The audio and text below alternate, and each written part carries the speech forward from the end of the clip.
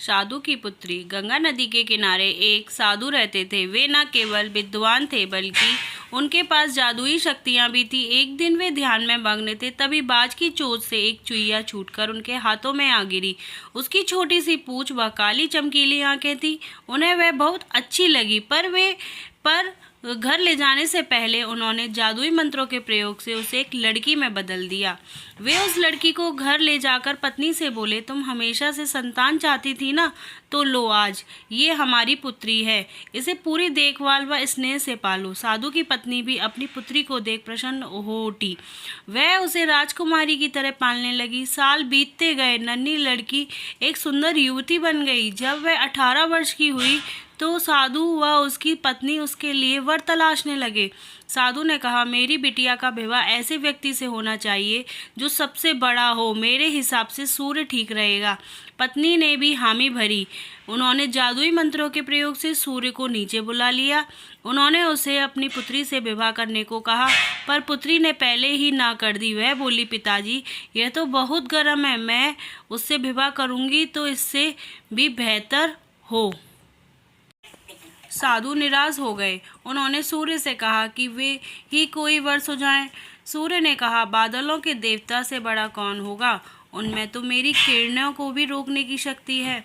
साधु ने बादलों को नीचे बुलाया व उसकी पुत्री से विवाह करने को कहा, पर इस बार फिर पुत्री ने मना कर दिया। वह बोली, यह तो कितना बदसूरत है, मैं इससे विवाह नहीं कर सकती। साधु ने बादल देवता से कहा कि वही कोई अच्छा वर सुझा दे। वे बोले, पवन देवता ठीक रहेंगे, वे तो मुझे भी अपने फूंक से उड़ा ले जाते हैं। साधु ने पवन देवता को बुलाकर अपनी पुत्री से विवाह करने को कहा। पुत्री ने फिर इनकार कर दिया। वे बोली, मैं इससे शादी नहीं करूंगी, ये तो कहीं टिकते नहीं, हमेशा यहाँ वहाँ भागते रहते हैं। साधु ने पवन देव से पूछा, क्या मेरी पुत्री के लिए ऐसा वर हो सकता है जो आपसे भी बेहतर हो? पवन देव ने कहा कि पर्वत देव मजबूत व ऊंचे हैं, वे मेरा भी रास्ता रोक देते हैं। साधु ने पर्वत देवता से कहा कि वह उसकी पुत्री से विवाह कर लें। पुत्री ने फिर मना कर दिया।